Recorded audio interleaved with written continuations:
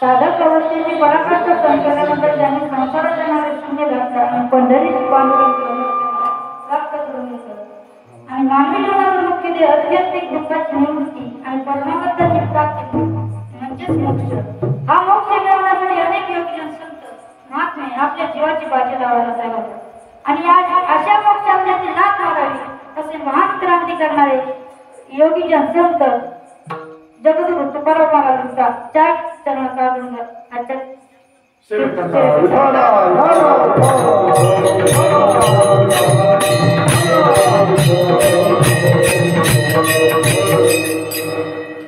सूर्योदयाचा असं म्हणजे आता कीर्तन रूपी सेवा कशाची आहे? काकड्याच्या समारोपाची. काकड्याच्या समारोपाची आहे. आणि काकडा किती दिवस असतो?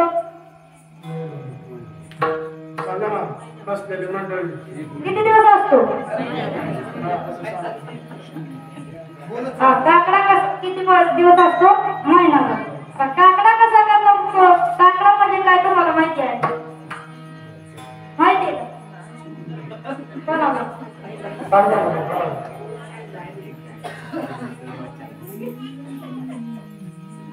जे विष्णुदेव आहे, आता ते सगळं काम काय त्यांच्याकडे असते. आता सगळ्या जगाचं काम कोणाकडे? विष्णुदेवांकडे. आता विष्णुदेवांना आराम म्हणून देवदेशीने एकादशी दिवशी आषाढी वारी असते. आषाढी वारी झाली की काय लागतं? श्रावण लागतो. आता श्रावण लागला म्हणजे विष्णुदेवांचं नाव काम कोणाकडे आलं? कोणाकडे आलं? शंकराकडे आलं. माहिती म्हणून शंकराला लोकांनी मला सेवा टाकला.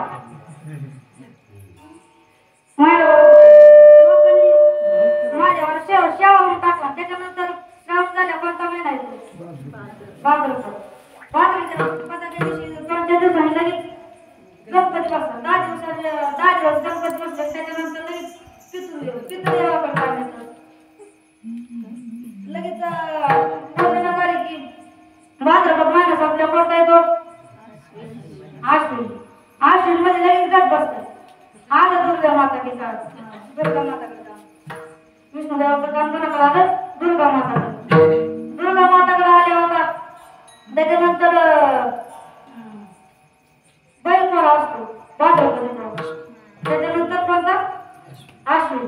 आश्विन घटस्थापना. घटस्थापनेला कोणतं? दुर्गा माताकडे काम येतं. दुर्गा माताचं काम झाल्यावर त्याच्यानंतर दसरा आल्यावर त्याच्यानंतर कोजागिरी पौर्णिमा. आलं परत विष्णुदेवाकडे. आलं परत विष्णुदेवाकडे काम. लगेच आपलं सुरू होतं. उदा पांडुरंगा प्रभात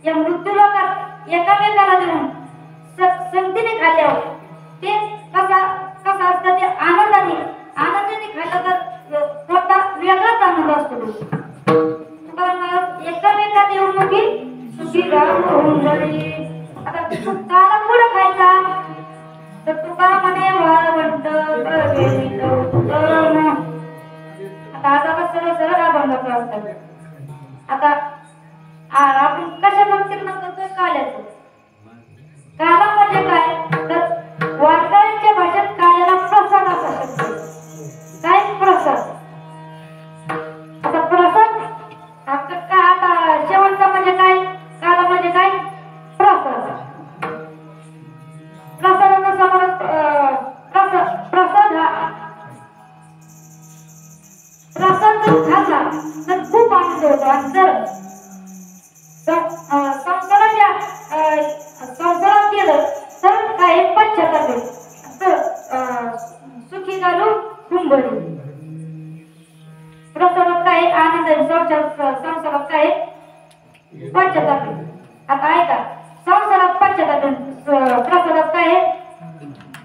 आनंद आहे. आता एक 4 भावंड होते आणि त्यांचे वडील.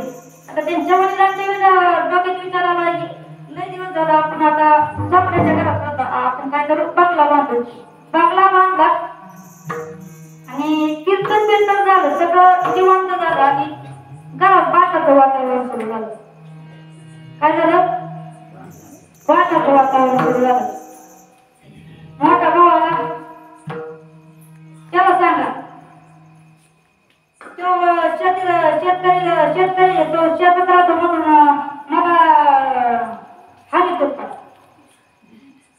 तो बांधला म्हणला तो मुंबईला राहतो म्हणून मला काय करावं लागेल त्याला माहिती का?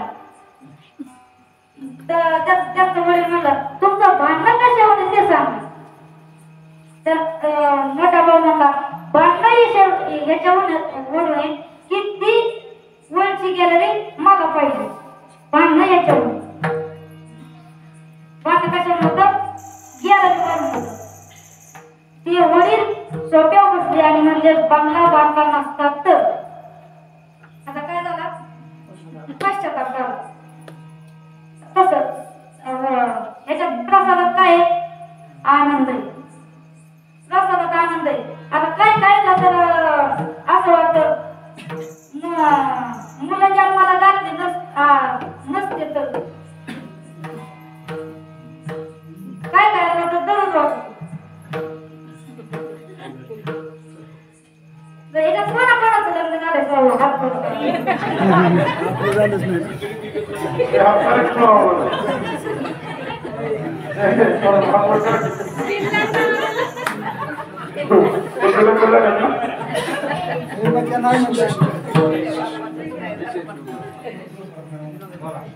अहो ही लग्नाला सुद्धा व्हायचा हात वर काय काय लागलं आठवड्यातून एकदा तरी वाटत असेल का नाही लग्न केलं नसतं वाटतं का नाही? काय काय माफ झालं सगळं वाटत.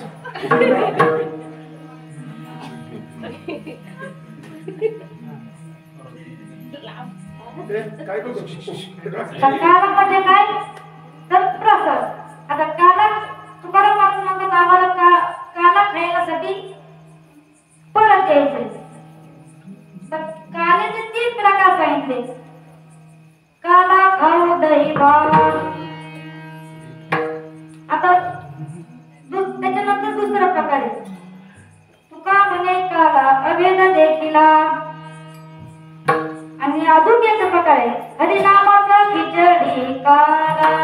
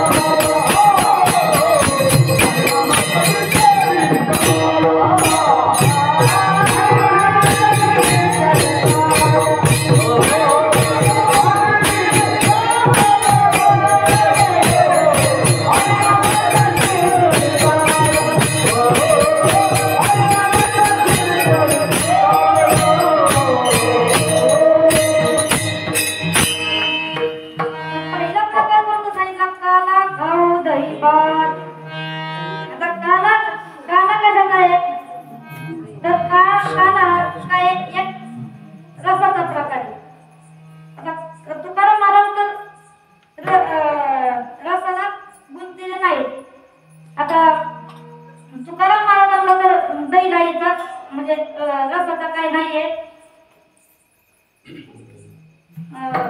रस लागलेला नाही त्यांना. आता तुकाराम महाराज आता तुम्हाला एक सांगतो तुकाराम महाराजांच्या घरी कोणाला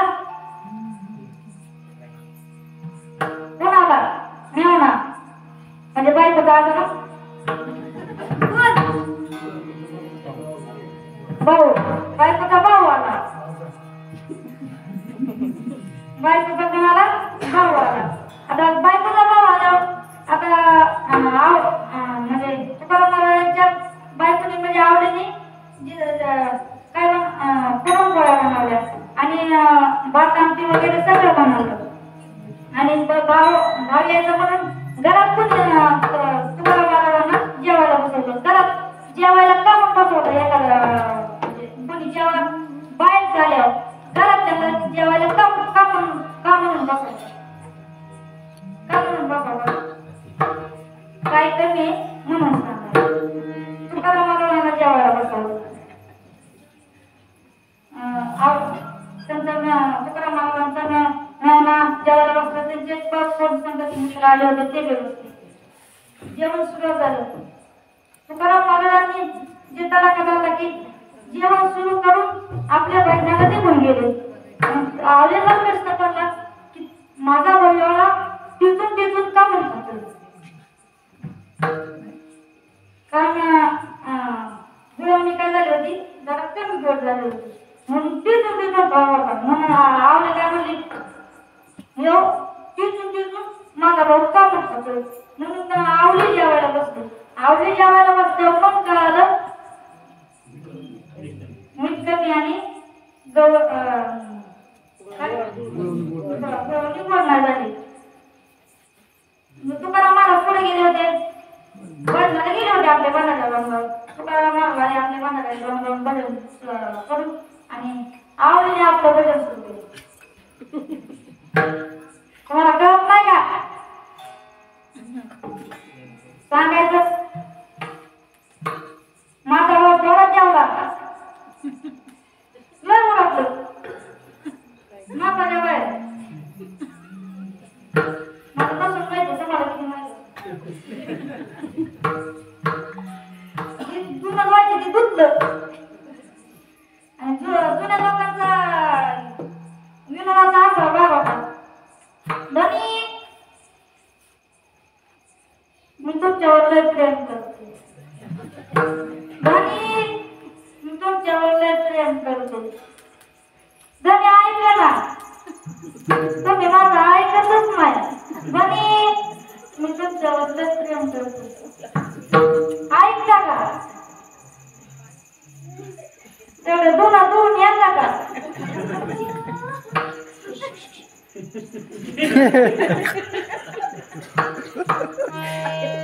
धनी एवढी भांडी घाली का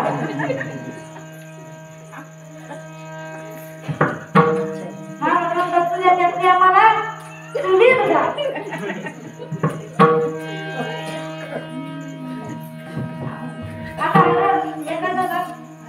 विनोदाचा भाग झाला तसं तुकारामांना काय नव्हता रस नव्हता तर हे काय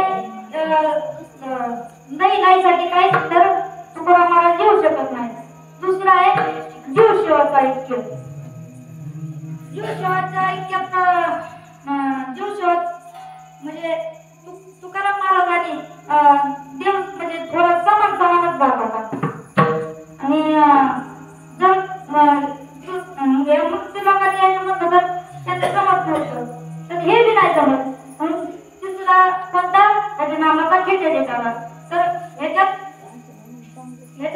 पूर्ण बसत होतं म्हणून तुकाराम महाराज म्हणतात मी हरिनामाच्या खिचडी काला खाण्यासाठी इथे येणार आहे आता पुण्यात काय जोशाच्या वडापाव आहे आता तुकाराम महाराजांना प्रश्न विचारला आता इथं काला खायचा तर इथं एकच काला खावता परत येऊच नका डबल यायचं तर डबल यायचं तर परत येऊच नका एकदा खायचे तर खाऊन या आता पुण्याला काय प्रसिद्ध आहे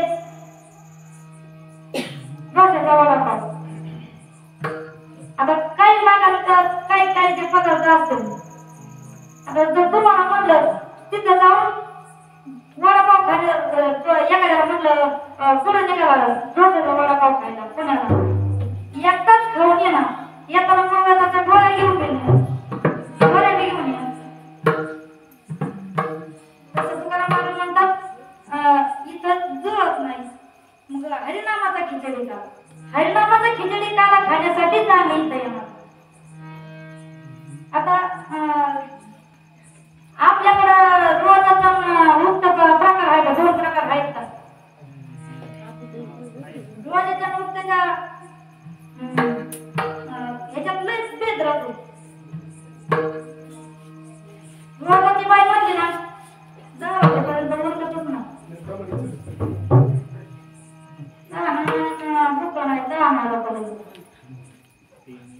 स्वतःच्या बाया 8 वाजता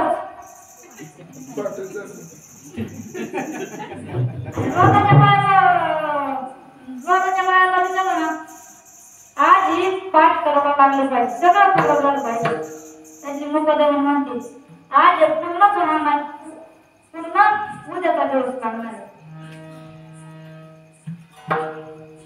त्याच्यामुळे मला हा जन्म पुरतच नाही काल खाण्यासाठी पुढचा जन्म घ्यावा लागेल तर पहिलं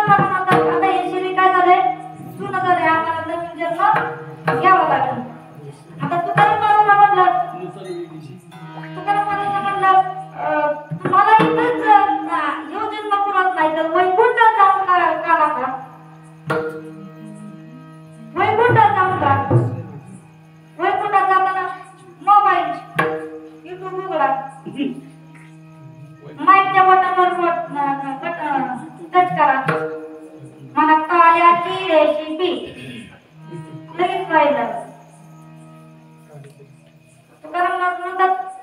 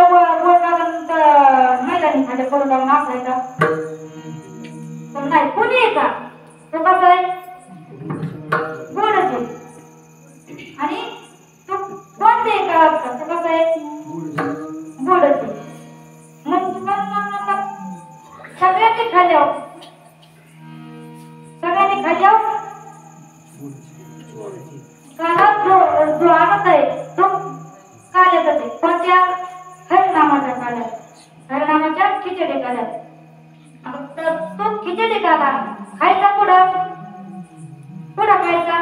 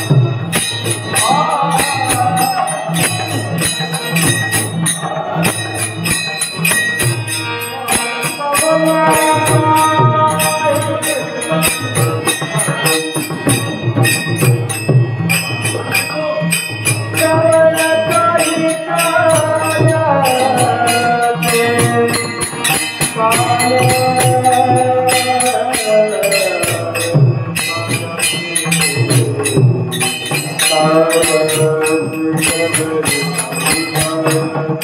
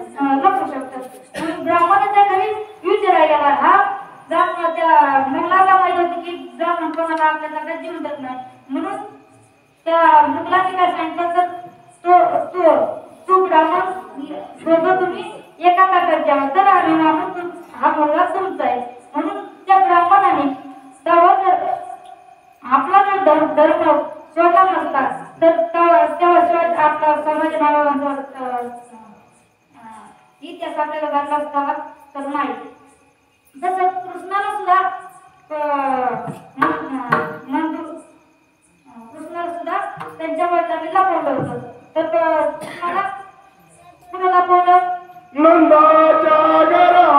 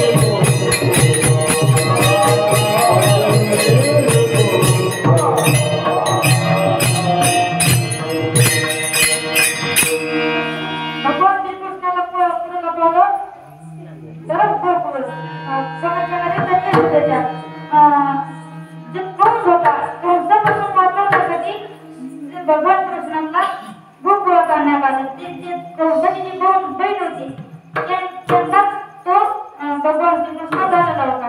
आणि त्या कंसाला कळलं होतं की आपल्या बहिणीच्या पोटी जो 8वा पुत्र आहे तो आता वध करणार आहे. म्हणून कंसाने पहिल्यापासून ते 8व्या पुत्रापर्यंत सगळ्यांना मारलं.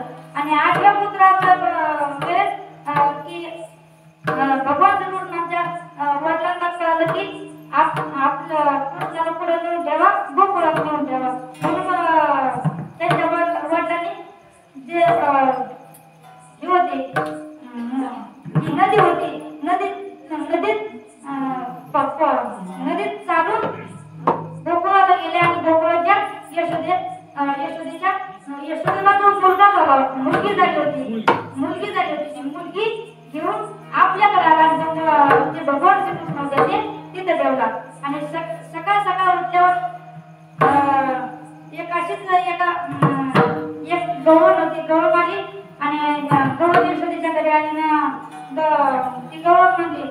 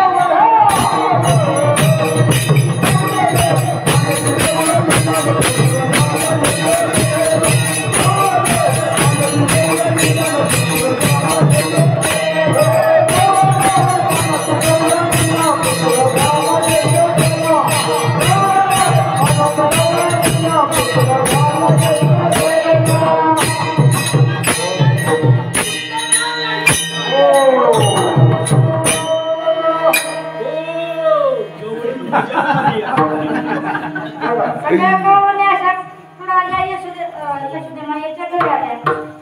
सगळ्यांना थकून आता बायांचा काय नका बघा काय कर म्हणून सगळ्यांना थकून आल्या. आणि गोपाळ त्यांच्या मुलं म्हणली, यशोदा आज तर पुढे कोणाचं लग्न नाही, आज एवढी का म्हणून म्हणते. तर सगळे म्हणायला लागले की आज यशोदेमाईला मुलगा झाला म्हणून आम्ही सगळे तिथं मुलाला बघायला चाललोय. म्हणून सगळे गोपाळ विनवले. गोपाळ आले यशोदेच्या घरी आले आणि श्रीकृष्णाच्या वडिलांना म्हणले, आता जर मुलगा झाला तर नटाफटा काय करायचं नाही का. सगळ्यांनी उठावून त्याचे वडील म्हणले, श्रीकृष्णांचे वडील म्हणले, मी एवढा म्हातारा झालोय ना आता थोडं फटाफट असतो का. आम्हाला नाही जमलं. मग सगळे बाबा म्हणले आम्ही सगळे तयारी काय केली, आता तुम्ही काय चिंता करू नका. एकाने फिरून लावलं, फिरून लावली, फिरून लावली, फिरून लावली, फिरून लावली. एकाने गोंधळीची पुढे काढली. सगळं जे पांढरे केस झाले होते सगळे काळे केले आणि असा मस्त कपडे वगैरे घातले आणि असा शृंगार केला की तरुण दिसायला लागले. एक बाबा पुढे चढवता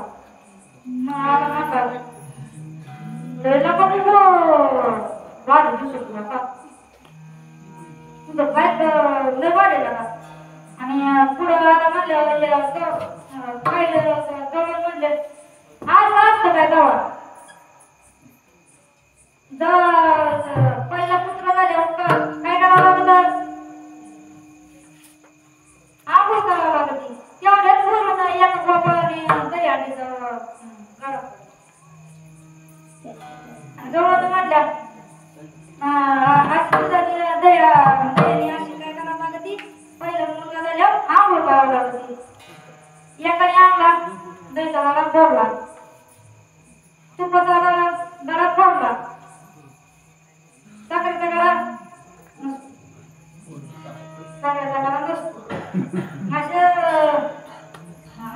असं तुपाचा ह्याचा सगळा समुद्र झाला. आता एक जवळ आली म्हणले असं असतं काय गावात बायला पुत्र झालं काहीतरी ना जावं लागत असं नसतं. ये बाबाला मामा झिंग झिंग झिला पक्वान वगैरे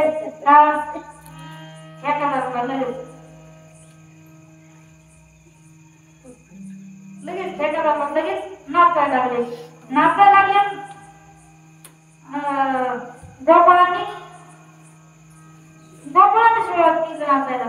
सगळे गोपाळ सुद्धा नाचायला लागले आणि सगळे गोपाळ नाचायला लागले तर गवळणी फुगडी फिरू लागले.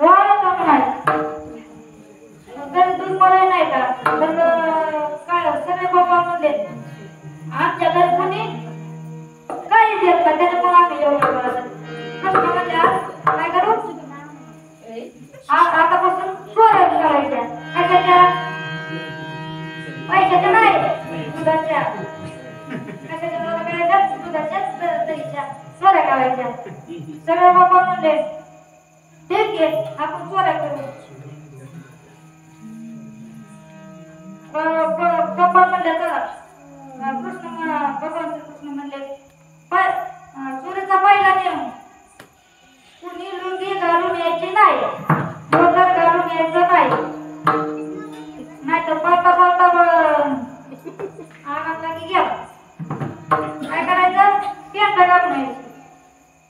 दुसरा नियम काय केला? दुसरा नियम म्हणजे पांढरे कपडे घालून यायचे नाही. पांढरे कपडे घालून यायचे नाही, पांढरे कपडे घालत दिसतात. तिसरा नियम कुणी कोणाशी काय करायचं नाही, बोलायचं नाही. आणि सगळ्यात मेन गोष्ट म्हणजे हळूहळू चालायचं. हळूहळू चाला.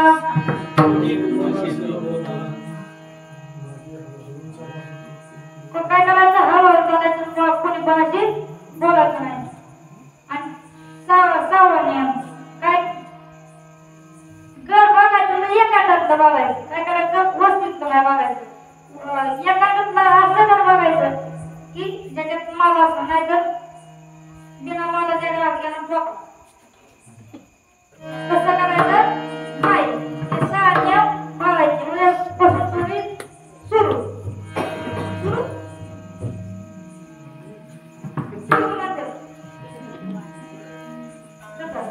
उद्यापासून जायची सुरू. भगवान आणि श्रीकृष्ण पण गेले चोऱ्या करायला. सगळे बघा करा तुम्ही नाही बाबा केलेलं लगेच घरात गेले. दहीदुधाची चुरी दिली, खाली दिले, परत म्हणले डोळे टाका. कृष्ण काहीतरी म्हणले आले बाहेर. आणि एक बाबा असा होता की एका घरात शिरायच्या टायमाला डोळे बंद केले, सगळे आतमध्ये गेले आणि दहीदूध खाल्लं. आणि त्यांनी काहीतरी चूळ केली म्हणून ते गरमाला उठले. कृष्ण मध्ये पटके डोळे बंद करा, आपल्याला घराबाहेर जायचे. सगळ्यांनी डोळे बंद केले ना, ज्याने चूळ केली ना त्याने डोळे बंद केले. सगळ्यांनी डोळे बंद केले. त्याला बघायचं होतं ना कृष्ण काय म्हणतो. कृष्ण काय म्हणतो बघायचं होतं म्हणून त्यांनी डोळे बंद केले, आधी डोळे बंद केले. कृष्णाला काय कृष्ण सगळ्यांना बाहेर गेलं, त्याला तिथे ठेवलं. तर मालकाला काय आलं होतं की आपल्या घरात कोणतरी शिरलंय म्हणून मला बघायला आला. म्हणून ते काय आला त्याने सगळा मार खाला. तू कसं काय आला इथं घरात आमच्या म्हणून सांगायला लागला. तेव्हा कृष्णाला आवाज द्यायला कृष्णाला काय वाटतं. कृष्णाला म्हणला तुला कोणी तुला सांगितलं होतं डोळे बंद करायला. नियम काय होते ते पाहायला सांगितलं, तू पाहायला नाही. आता बस मारला मी चाललो. सगळे बाप्पा गेले आणि दुसऱ्या दिवशी लगेच गवळणी आल्या यशोदेकडे आल्या आणि यशोदेला म्हणाल्या तुला काना बघ आमच्या घरात येऊन काय करतो चोऱ्या करतो. एक म्हणाले आमच्या घरात एक माझ्या झोपलं होतं आणि त्यांनी येऊन काहीतरी घोड्या करायला लागलं आणि दूध घेऊन मला घेऊन परत दूध दिली. लगेच दुसरी आली. पहिलं पळवत होतं ती म्हणली माझं काल म्हणजे ती म्हणली एका पळाचं एक माझ्या मुलीचं जुळत नव्हतं त्यांनी जुळवून दिलं. मुलीला मागया डॉक्टरांना डॉक्टर मास्तरीला मास्तर नर्सला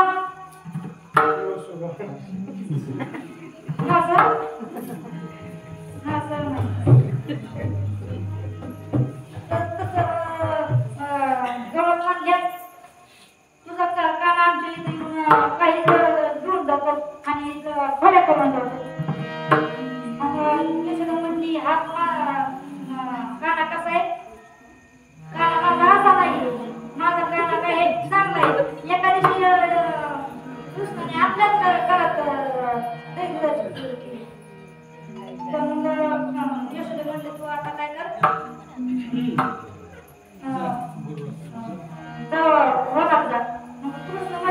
इथं काय करायचं इथं तेच काम करायचे तिथं काय करायचे तेच काम करायचे म्हणून म्हणजे आपण आता पुढे जाऊ तिथं जाऊ पुढे होणार ज्ञानेश्वर